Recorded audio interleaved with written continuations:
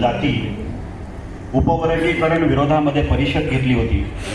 या परिषदेने जे ठराव मंजूर केलेले आहेत ते ठराव मी या ठिकाणी तुम्हाला वाचून दाखवणार आहे आणि सरकारला सुद्धा त्याची सूचना करणार आहे. अनुसूचित जातीच्या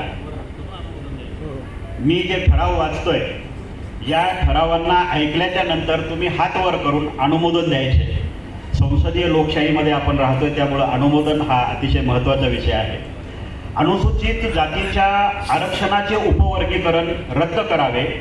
उपवर्गीकरणासाठी नेमलेली बद्दर समिती तत्काळ बरखास्त करून अहवाल फेटाळून लावावा. आरक्षणाची 100% अंमलबजावणी करावी. रिक्त आरक्षित पदे तातडीने भरावी. अनुशेष भरण्यासाठी विशेष भरती मोहीम राबवावी. सगळे हात एकदाच वर करून ठेवा, मी वाचतो. डी रिझर्वेशन प्रक्रिया तत्काळ थांबवावी. रोस्टर प्रणाली पारदर्शक करावी. शिक्षण, शिष्यवृत्ती व संशोधन संधी वाढवाव्यात.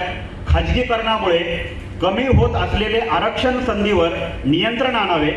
संसद आणि विधानसभेत आरक्षण अंमलबजावणीवर वार्षिक श्वेतपत्रिका सादर करावी. संविधान सामाजिक न्यायाच्या तत्वानुसार अनुसूचित जातीचे हक्क अबाधित ठेवावेत. शासकीय, निमशासकीय विद्यापीठ आणि सार्वजनिक क्षेत्रातील सर्व रिक्त पदे, आरक्षित पदे तातडीने भरावीत. खाजगी आणि सहकार क्षेत्रात खाजगी अभिमत विद्यापीठात आरक्षण धोरण लागू करा. खुल्या प्रवर्गातून केलेल्या नोकर भरतीची श्वेतपत्रिका काढण्यात यावी.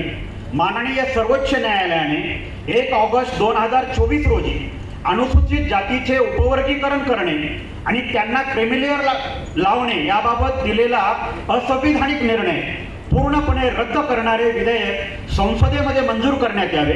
भारतीय संविधानातील प्रतिनिधित्वाच्या तत्वानुसार संसदेने आरक्षण कायदा पारित करून खाजगी क्षेत्रात सर्व स्तरांवर आरक्षण लागू करावे आणि या कायद्याचा समावेश संविधानाच्या 90व्या अनुसूचीमध्ये करावा.